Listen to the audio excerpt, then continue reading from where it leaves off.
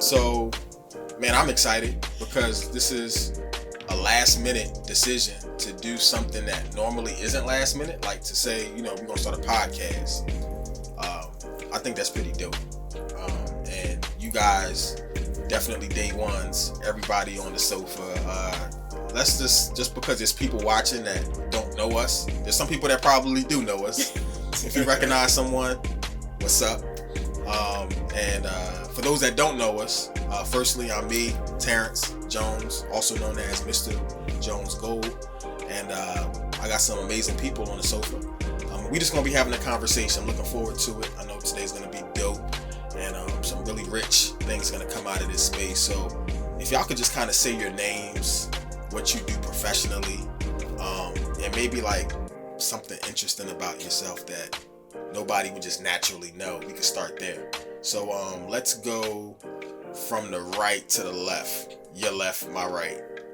Gotcha. What's up, bro? What's going on? What's going on? Brother Gold.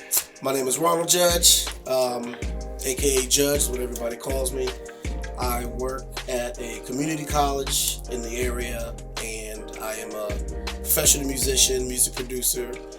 And you may have heard me. My interesting fact is you may have heard me on Beyonce's Deja Vu song. I play trumpet. That's me on trumpet. Oh, you didn't know? Oh, yeah, to God be the glory.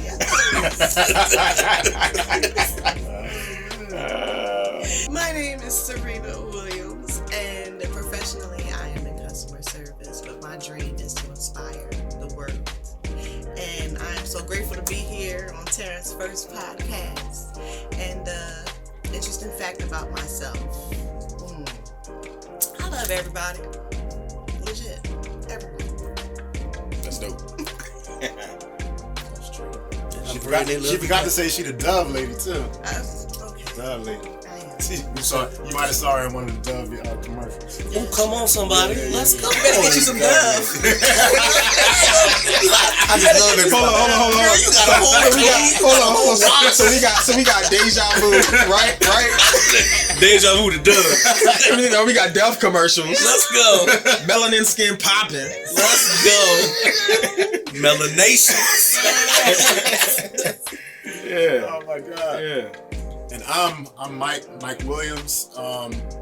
Michael, but I spell it M-I-C because there's no K in Mike. It's not like a Mick, but it's Mike. All right. So Mike, I'm also. He said professionally, I am a quality manager for a leading transportation company. And also, I'm known as Mike Nonsense. I'm an artist looking to expand my creative abilities. Got my hands in a little bit of everything. I'm just trying to, keep that motivation to keep it moving. Yeah, so let's do this. Nice. Let's go. Let's get it. So our hostess with the mostest today is the only one, the Dove lady. Oh. Evangelist Dove herself. Let's go. Okay. All right. So, and speaking on getting things done, for me, well, let me just back up a little bit. Yeah. Michael and I have 2 children. Yeah, let's first go. Let's back up for a little bit, right? Okay, Because okay. we talked about all this personal stuff, and they did not mention that they were married to each other. We did it. Y'all not sitting next to each other by accident. We did Come on, it. there's a purpose. Come on. Okay, yes. Come on. Okay. Yeah. Give Black them love. time. Yes, okay. All right. Scoot So, over to the left a little bit. Yeah. The whole mood change, right? You wasn't a third wheel until now. Now I'm like, hey, TV, what's good, man? Good old face. Yes, what's up? all right. So Michael and I are husband and wife. We've been married for, it'll be 8 years. Well, no, we've been together for 8 years, almost 8 years. Married almost 5 in April. Let's go. Yes. So when it comes to getting things done, it's best when we work as a team. Yeah. Mm-hmm. Schedules help us. Constant communication help us. But we have 2 children. 21-year-old Jordan, who's away at college, and then we have Genesis, who is 2.5 and running everything over at Wildwood Ed. Let's go. So our day pretty much, when it comes to getting things done, we just have to make sure we're on the same schedule, constantly communicating with each other about who's going to do pickup, who's going to do dinner, so having that schedule together really helps us navigate getting things done. And it doesn't always work out perfectly, we forget things, we get held up. Yeah. So, we're learning now that having a support system that's available around us is really important in making sure we're able to get things done. That's not always easy either, because you have to trust that support system. You have to have people around you that you can really rely on. You just can't send your kids or expect somebody to come pick up your kids and like who are you? So we haven't explored that option yet, but we are looking to have it in place for when it's necessary. And it's difficult to try to navigate it sometimes, especially when you're living in a age where things are just out of control. You know what I mean? But we trying to get it in order, and it's good to have setups as far as like work at home really changed the game. Yeah. Because it allows you to really have the flexibility to do the things that you weren't able to do before.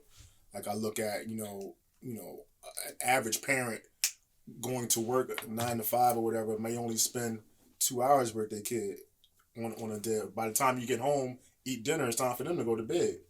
And so having that flexibility to see your child every day and be able to still get things done as we trying to do, it's amazing. It's just I can't imagine living without it. You know what I'm saying? Yeah. I think that's super dope. One of the things that I was talking about with some of my boys was how, like, I actually had to be a different kind of dad during the pandemic. Where before the pandemic started, I would go to work. I do what I have to do for me, but then I'll come home and probably, get home just before dinner or just after dinner. Maybe be a part, peek in for bath time, but like my time was limited. But during the pandemic, working from home, I went from changing maybe one diaper every 2 days, fixing half a meal every 3 to 5 days, to literally having to make every meal and change every diaper. And that was crazy. Like, that was like life shaking for me to have to do that and to see the demands. And if anything, with a mother being in the room, it's a great place to just, salute what you guys have always been doing. Right. That we always took for granted. But the reality is, a thought that was shared with some of the guys was like, this is the first time I can ever think of in history where so many men are actually home all day long for a sustained period of time. What does that look like when children actually have active fathers? Like, my father worked and he was actively working, right? But he wasn't there like I'm there right now. He wasn't there like y'all are there right now in the way that so many men are there right now. What does it look like when these kids become teenagers, when you have that kind of support of, that bipartisan support of mom and dad both being home? What does that look like when they turn 20? What does that look like when they turn 30 because of them being 2, 3, 4, 5 in this time? What thoughts come from that? I think it's a dope advantage because, like you said, we weren't here before. Like, and all of a sudden we're here. So I know I have 2 girls, so father of 2 are in Ariel, 5 and 4. My biggest challenge was doing school because they still had school. They had virtual learning. And that was the biggest challenge. Virtual learning and then doing my work and then my wife doing her work, but also keeping the house clean. And having kids anywhere in 5 minutes is gone. There is no cleaning. So, yeah, right. What is that? So, had a few hours to get some work done and then go back downstairs, take care of everybody, see how everybody's doing, go back up. They bother me, I bother them, we keep it pushing. But I think the biggest thing is them knowing that I'm there, because that's my biggest thing. Because I have girls, one, me being who I was back in the day, I decided to make myself available for my girls so that what happens is they know if anything goes crazy, they can always come to their dad. So the fact that this pandemic actually helped that and basically built off of that, because they see it's like, all right, well, he's here. It's like, well, let me go to him. And they do it now. Like, they're like, Dad, let me tell you a secret. It's like, I got this, or I did this. This boy said hi to me in school. I'm like, Oh, that's nice. You gotta eat that. But the thing that I'm learning is that's what I need to happen. This is what needs to happen.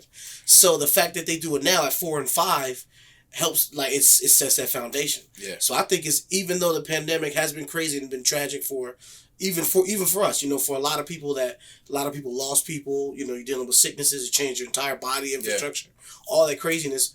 But in that aspect of that relational, emotional support for your children and even your significant others, it was an advantage. Yeah.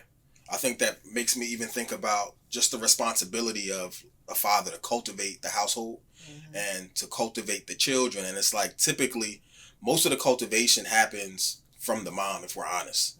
And it's not a deficit, but it's just sometimes a reallocation of purpose.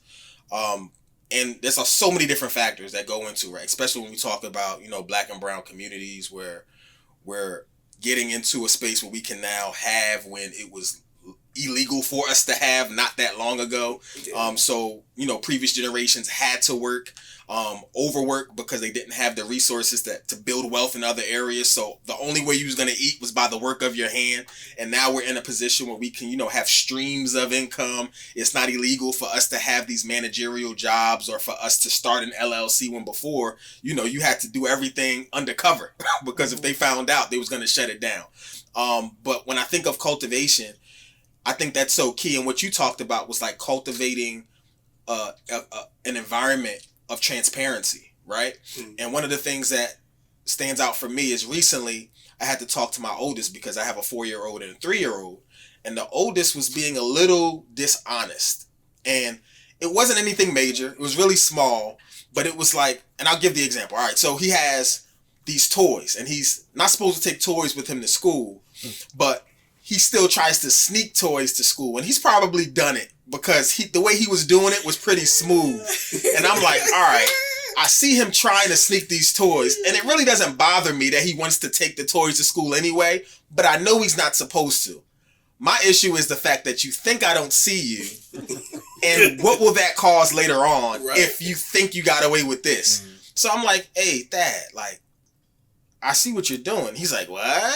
But at the end of the day, I ended up telling him, hey, listen, like really what that's called is being dishonest, right? And if you're dishonest, you're a good guy, right? Would you say you're good? He's like, yeah, I'm good. I said, yeah, you are good. And I said, but dishonesty isn't good. So what you want to do is maybe ask, can I bring the toy today? And if I say yes, you can. But if I say no, you can't. And guess what? You won't be in trouble either way, as long as you're honest. Right. And he said, okay, I understand. How many of those moments did I miss growing up? Right. And I'm learning about honesty when I'm like 15. Like the basic principles of honesty. But I'm actually there and present to actually be a voice to that. But you asked a question about, what does it look like? And I really don't believe it's yet to be seen. We don't know what it looks like because this never happened before, you know? So like you had the opportunity, like you gave the example of how you dealt with that. And you show, extremely good parenting in that sense. But everybody home isn't equipped to provide that same because they're a generation above us. They failed us because not necessarily failed us, but they were always at work. They wasn't able to provide those things for us that we needed. So I look at like my job now. We're looking at a whole generation of people. We're trying to reconfigure how are we going to operate business with this new millennial mindset of people that absolutely don't want to work. I mean, they're not. They don't want to work a 9 to 5. They want to create their own schedule. They rather work at a Starbucks and create their own schedule because they saw their parents go to work and tire themselves out and not be available to them. So I mean, they're doing unconventional things to get by. They rather just be an entrepreneur. To say, I'm going to create my own path and not have to be, stuck in a 9 to 5 because what is it giving me at the end of the day working for someone else? So I think sometimes you got to really, reevaluate how you think and, restructure it. And we haven't seen what the future has for us right as of yet. So I think that's really powerful. You said some major things, bro. Yeah, right. You said like you dropped a few boulders in the conversation right there, and you know, all right, because I'm trying to digest what you said, but there's so much stuff. I'm just gonna let it out. So when we're talking about like the kids, like and like the time, and you talked about how I practice good parenting strategies, right? And everyone that's at home isn't producing these healthy strategies. That we have to honestly look at the fact that it's probable that some kids are probably being raised by TikTok all day while the parents are working, Right. or like there's some major traumas that some kids are experiencing right now that they wouldn't have experienced if the parents weren't home, because the parents aren't all whole, and aren't in a good mindset, or many, one of the top, or actually the top condition that's affecting Americans, and it may be affecting the world, but I only know the stats on America, is literally stress and anxiety. Yes. So if stress and anxiety is the most major things, and I know we all face it, we all navigate it the way that we do, and I could attest for you guys, just from what I've seen, is that you guys are doing an amazing job. But there's a lot of people who are struggling and failing, and what does that look like when you have kids in those spaces, right? But then I think when you're talking about the transition to the workplace, I think finding people nowadays that are not all looking to be the boss is one of the hardest parts of entrepreneurship right now, because even when you look to partner with people, then all of a sudden it's like, all right, the partnership doesn't make you a boss if you're not bringing boss level accountability and responsibility to the mix, right? Like you could build something yourself and say, hey, can you help me with this? And then it's like, they could go up and start posting, hey, look at my business, or look at what me and my boy is doing, or me and my girl is, you know what I'm saying? It's like, yo, we're not equal partisans in this, right? Like, how have you guys experienced that in terms of just bringing people into conversations of, expansion of business, or implementing an idea or whatever? Where have you seen that kind of like come into place? So I can attest to this. So my friend and I were actually talking about this recently because prior to the pandemic, I was working for a company. It was very toxic. Right before the pandemic hit, I actually gave him my 2 weeks because I was like, babe, I can't do this no more. Like, I'm coming home crying. And he like, well, don't. So I was like, great. Give me the go ahead. I ain't doing it no more. So for the past almost 2 years, I hadn't been working, dealing with what I was going through at the time, healing, because I've been working since I was like 14, 15 years old. When have I not worked, right? So it was just a new space for me to try to figure out what I wanted to do going forward. And then I sat back and thought about it. I've always appreciated entrepreneurship, but knowing me at the time, like, am I the person that can really spearhead everything? And, everybody wants to be an entrepreneur, but you have to be very honest with yourself. Like, can you do that? Are you disciplined? Do you have, the skills? Do you have the patience? All those things you need to do it. So I know for me, I still need leadership, right? But I don't want to be bossed by anybody. You understand what I'm saying? That's a bar, though. That is. I felt that. Yeah, like I know I need leadership, but I don't want a boss. You know what I mean? So for me, I would have no problem partnering with someone who may, if we have the same ideas, same goals, same vision, who may be stronger in that area of, what we need to do. And then be like, Serena, look, we need to do A, B, C, and D. And I can be like, cool, I can contribute this. You know what I mean? Like, we may not be equal on that level, but you're not going to boss me. Like, you know what I mean? I'd much rather work with somebody who's a leader than somebody who's trying to be a boss. It's funny. I've been having the same conversations with people, and it's like, a lot of people in my circle have ideas and have gone to, be entrepreneurs, create LLCs, and do different things. But we've never all sat down with each other to figure out like what skills we have. So we're always looking elsewhere to get this help. Yeah.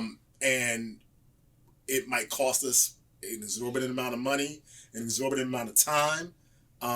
And resources that we already have. And I think that as a community that talks about being one, talks about working together, we don't do it as much. And we have a lot of stuff in-house just with our own connections and friendships that we don't utilize. I'll use an example even with you, Terrence. Like the time I came over to Terrence's house one time, and we walked in the door, and he was having trouble with an email, and he asked my wife because she sent an email or figure out what was wrong with it, and she was like, I don't know, and here in my brain I'm like, yo, this is what I do all day every day, and I'm like, yo, I could do that, and I went ahead and did it, and it didn't even cross his mind that that's what I do. Like I do stuff like that all day every day. Like I can do. I guess like when you look at me, I don't present the qualities, but when it comes to clerical, I can knock it out the water. Oh yeah. And but I don't. No one would look at me and assume that. So like that's like certain things. Like we don't sit down and just have conversations with each other to be like, okay, you know, this person is great in this area. I can use them.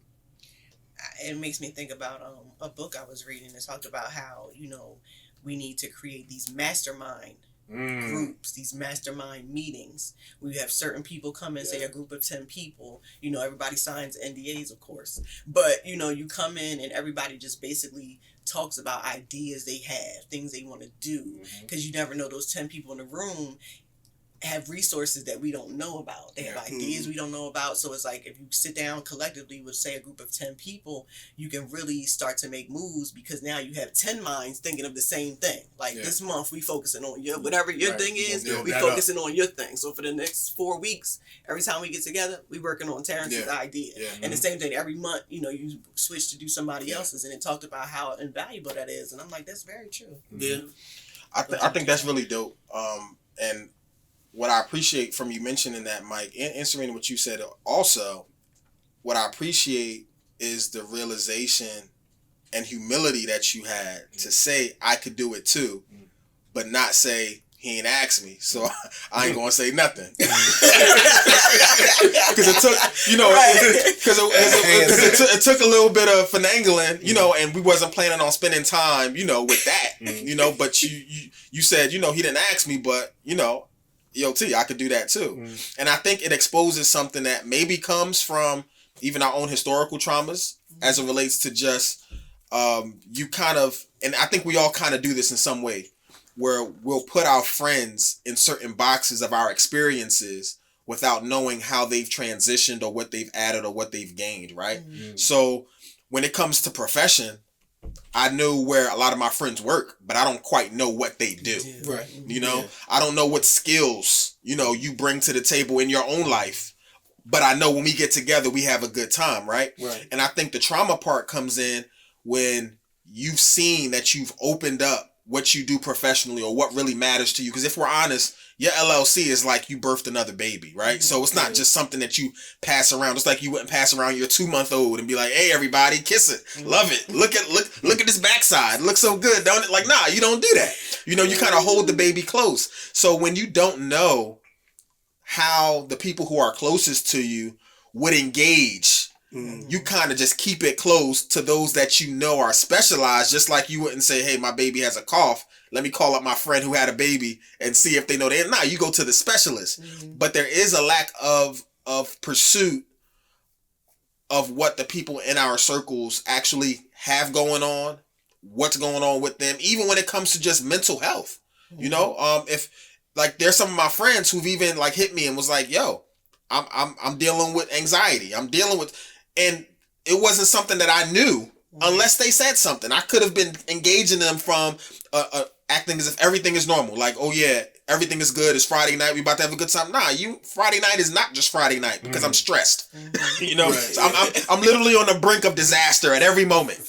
You know, but how much do we know that, right? Do we kind of just look at them? Oh, that's just homeboy. Nah, like there has to be a moment where we decide I got to check in. But check in to really see the person, not necessarily what they can do and be for me, right? Because I think that's one of my issues personally with the mastermind movement, but not the mastermind, is that people come to the spaces excited, but not excited for other people's things to be birthed. Right. It's like, man, I can't wait to bring my idea to the mastermind. And if you do that, you get a lot of people that aren't, like, nobody's really a master at the mind. I understand. It ends up being a lot of average, mediocre stuff being tossed around, but you're really not really trying to see the idea that's inside of you come alive. It's more like, Yeah.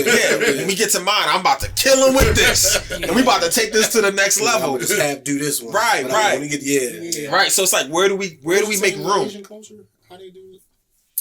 Asian culture, they do a certain. Well, they kind of practice it too, but they work with each other. So, for instance, they open a business. They'll bring their family over. Everybody works in the business for no pay. Right. Like, they all live in the same house. They work in the same business. I might pay you $5 an hour, whatever the bare minimum I gotta legally pay you. That's what we pay you, just so it's legal. Right. But we pay you whatever, and everybody works on that business until it's up and running.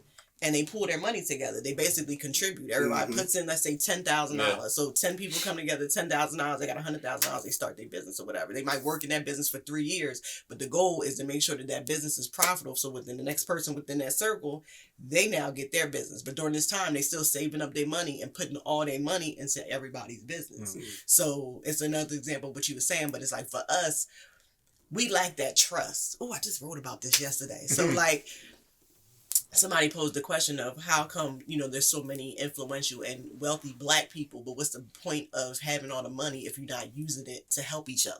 Mm. And I was saying that, I personally believe that there's no lack of anything. Us as a people, we don't lack anything. We have enough resources to take care of ourselves on our own, each one of us, without any help from anybody else.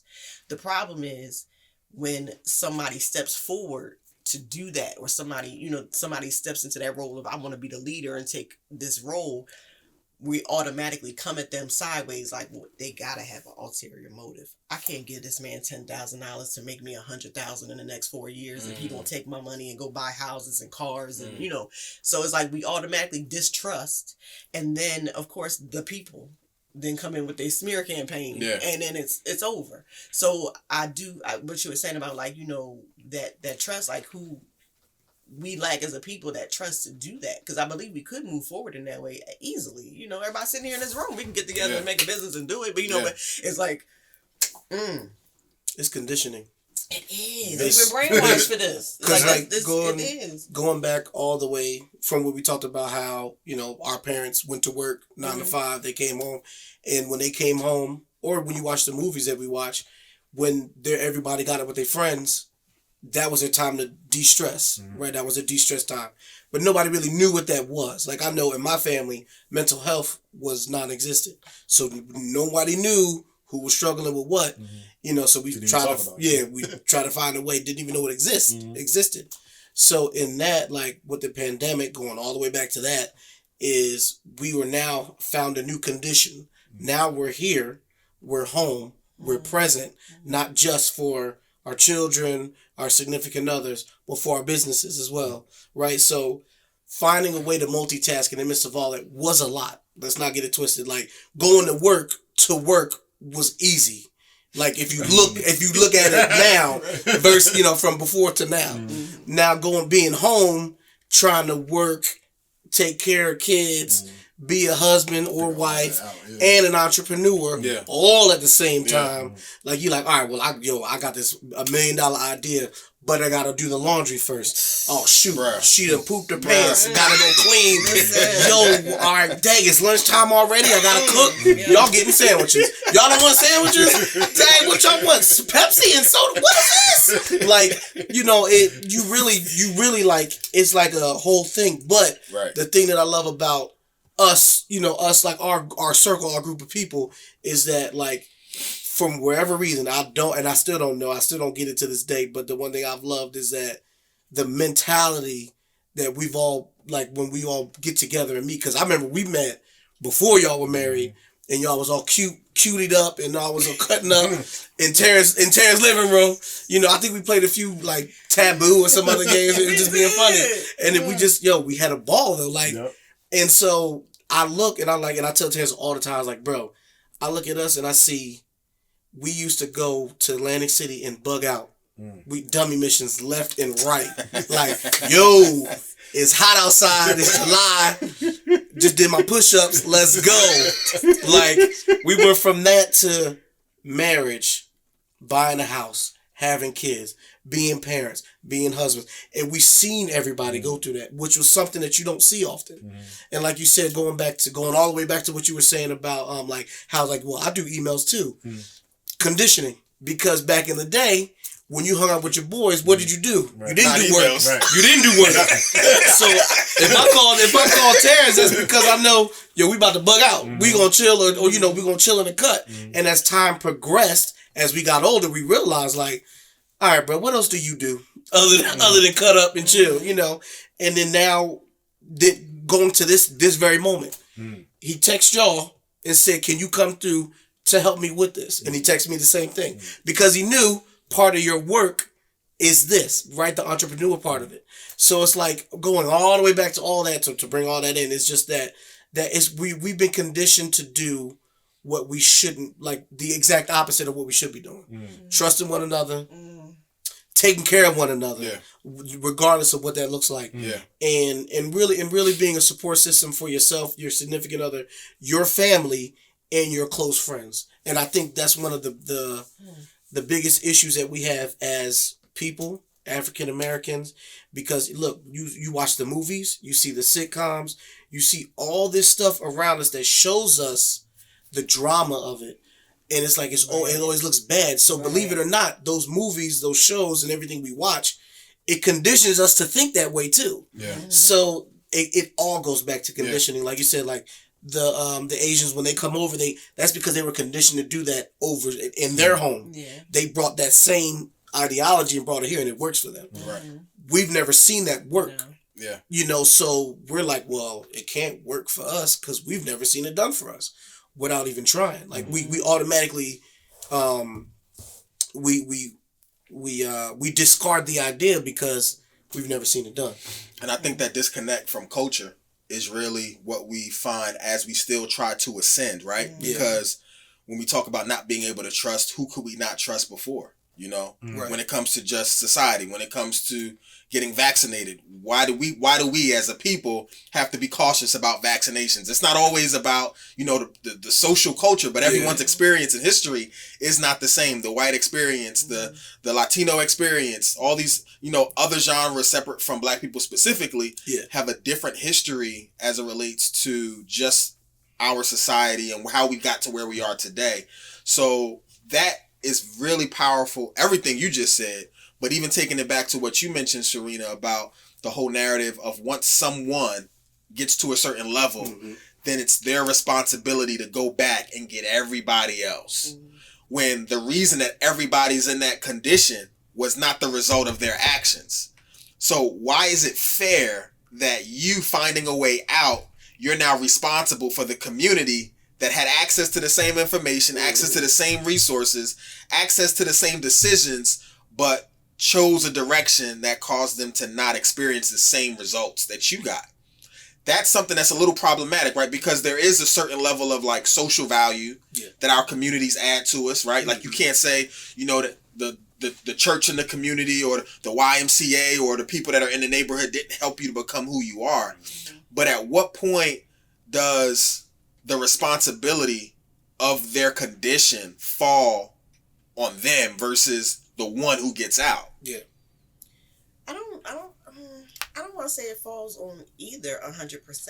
Like, I just feel like when we learn something, when we achieve something, yes, it is our responsibility to show others. Whether they choose to take it is fine.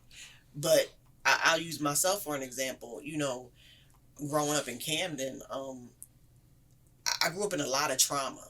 So when I was finally exposed to what healthy things look like, I was totally oblivious. It took a mentor, somebody to come in and personally take me by the hand and be like, listen, I see you. Stop acting like that. Get yourself together. I'm going to help you. And take me.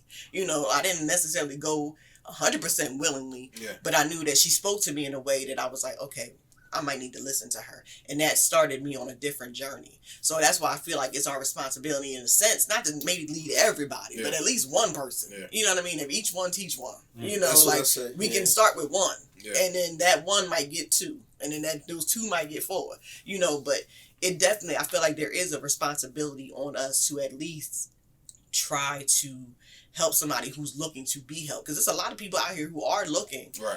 But we are scared to give of ourselves, to be transparent and to. But let me even ask, who gets to define the type of help?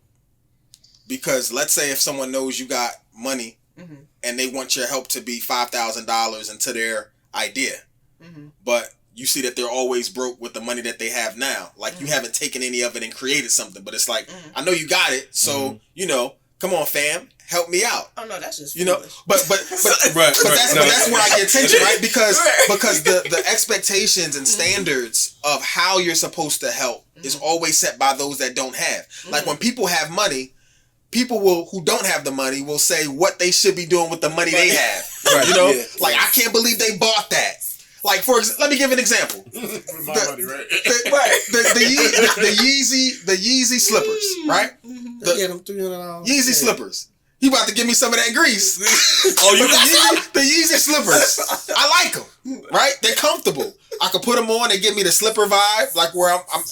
But one thing I hate about slides, I like slides, but I don't like the fact that if I have to run, right? Because I'm from the inner city. If I gotta run, them slides is gonna fall off my feet, guaranteed. Yeah, they go. And I just might hurt my toe. But these Yeezy slides, there's something special about these things, man. Like they grip your foot in such a way that you have the comfort of a slide, but the stability of a sneaker that don't have to be laced. Like these things that don't have to be laced. You get the check. They are functional. And they're all rubber. So if they get dirty, all you got to do is spray them things down, let them air dry. You good to go. I mean, I like the pitch you just gave me. I'm interested in even. I'm with it. But if I wear Yeezy slippers in the wrong environment, the question will be, how much did you pay for those? $300 for comfort, bro? You can go to Cole Haan and get some nice sneakers for $100. Cole Haan, but this is what I'm saying. But not a lot of people know. Yeah, if I want to spend $500 on comfort, that's you. That's me. I worked for the $500. I get to decide and define. But then once you have it, people who, not saying that you don't, but because you could if you wanted to, but people typically who don't have decide for you if that makes sense or not. And then they also decide, what I would have done if I had that $300 or if I had that $500 is this. And it's like, whoa, earn your $500 and do that. Right. Yeah. But that actually brings up a point of, and it keeps us on topic, but it takes us like kind of off a bit because everything's on topic. Because we talked about we and doing for us. And I would assume that to be the black people, right? We talking about us. However, the idea of us, I ask, is that even true anymore? A lot of we talk about doing it for the culture. I got you. And what have you. And it has now changed to classism. Because now a situation can go on like back in the day, 50s, 60s, everybody had the same oppression. And it was easy for people to unify because everybody was dealing with the same thing. Mm-hmm. So they didn't have the cell phones to communicate, but they all, did the boycotts at the same time across the nation. How did Montgomery know what was going on in Chicago? They all was dealing with the same oppression. So the same message, everybody was dealing with, it was easy for people to unify. Now, we go into a place where people have a little money. You can afford the Yeezys and it not hurt your pockets. You know what I mean? You're like, if something goes on with a certain community, you know what? That's their problem. And a lot of people, I've heard people say that, that's not my issue. So I'm focused on my family. So now when people have gained a little status and they want to achieve better, sometimes they dismiss other communities that are, that aren't doing as well as them. And then it's hard to say at that point, you should teach this person or each one teach one when everybody doesn't have the same focus. My question to that is, when do you stop though? Because this has always been my thing, because my mom has been the one. And, she swears I've made it in the music industry. I don't even know how to and long story short about that, that was like a lucky situation. Like I had to take 4 days off of college. I literally skipped 4 days worth of school to do that. And I was stuck in Pleasantville at the time. And I didn't know who Ronnie Jerkins was. Ronnie Jerkins is, the world known A-list producer of all like one of the dopest R&B producers. Guess you was going to period. Atlantic City. Yeah, like I ain't even know, like, bro, like that was on one of the we Atlantic met- City trip. we met, yeah, right. Like, look, bro, like we met Maya because Maya was there at the time. Little Miss Rugrat movie song. But long story short, yeah, like that was just by like they was like, yo, we need a horn section. I was like, oh, here we go. I'm here. But all that to say, my mom swears I made it somehow. She was like, well, you need to make sure you're giving back to such and such. I'm like, but what if I really don't have nothing to give? Or what if what I have given is all I have? So if I say it's not this situation may not be my problem, that's honestly because I may not have it enough. I may not be able to afford to have that problem. You know, like, and when I say afford, I'm not just talking about money. We're talking about time. We're talking about advice. Maybe it's even something emotional, spiritual. Like, you have to be set for that. That's why there's certain people that are pastors, right? They're there to serve their people. I know I can't be a pastor because I can't serve everybody. I know me. You know what I mean? So in that aspect, but I know what I can do. I like if you wanna learn some piano lessons, I'll hook you up with some piano lessons. You wanna learn bass? Oh yeah, I got you. You know, you wanna work on some production or you wanna feel like you wanna make some music? By all means, let's go. Yeah, you can't give what you don't have. Right, and I say that I stream too. So I stream like on Twitch as a music producer. And at the end of my stream, every time What's your handle? My handle, Dre the Prod, Dre the Producer, DRETHEPROD. That's literally it, and you'll see my face in a nice hat, some weird sunglasses. But at the end of each stream, I say each one, reach one, love one, teach one. It's your job to show love to one person, so that it's for them to then make it contagious to keep loving everyone else. It's like you continue to do your job and be the messenger. After you're the messenger, you have to stop. Because I know that was one of my biggest things, and Terrence knows this from our lives back in the day. I would always put myself beyond the messenger role and then try to be the savior. And I'm like, no, bro. Yeah. You know, it's like, no, I'm the messenger. I am not God. I'm not Jesus. I'm nobody. I'm not Mahatma Gandhi. None of them people. But I know that who I am, if I'm given a message to share with you, I'm going to give you that message. Now it's up to you to receive it, take it, and do what you need to do with it. Plant that seed. But my thoughts, even from what both of you just said, is what would it look like if we as individuals just stop comparing what other people have going on with them and really just be the best that we can individually be to our community? Because I think that's what kind of adds that, I don't think this is a word, but toxicity. No, that's a word. That's a word. Let's go. It is. You want it makes it toxic, right? Like when you start analyzing what someone else could, should, what you would do if you were them. Like, what if you just focused on what you could do? If you stop looking at, all right, what they have and what they can do, you would recognize, all right, there's some areas of my life where I'm not maximizing my ability.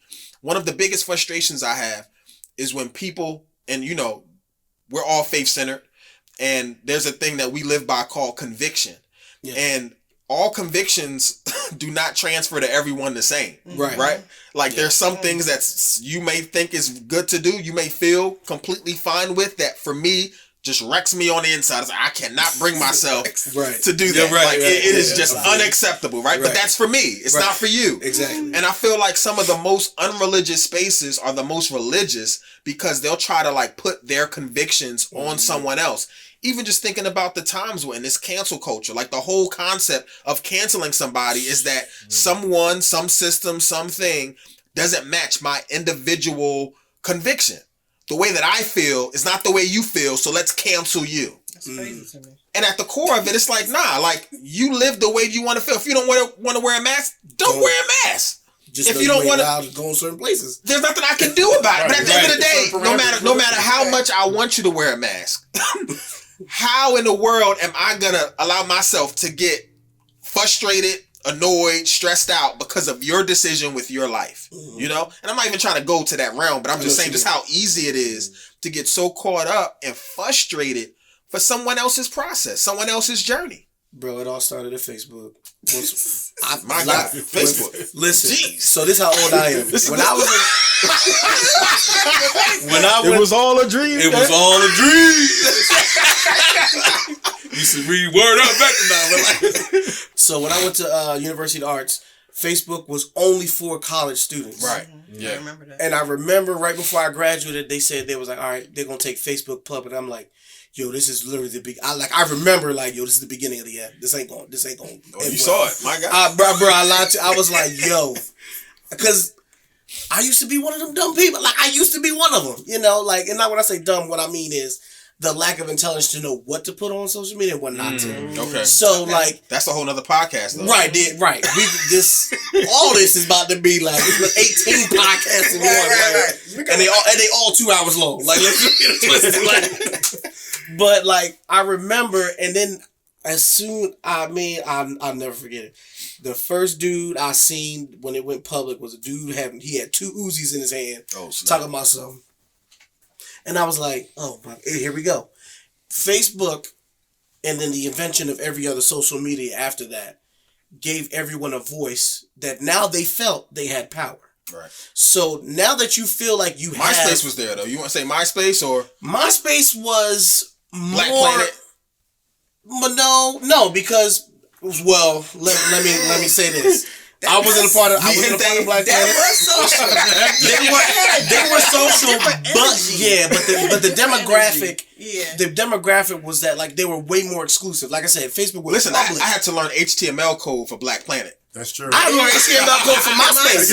We was coding in MySpace and didn't even realize it. Get your music playing. Top 5 brothers. Like if you was hating on somebody, you took it off. They made top 10. Like you're like, yeah, nah, you may be 11, bro.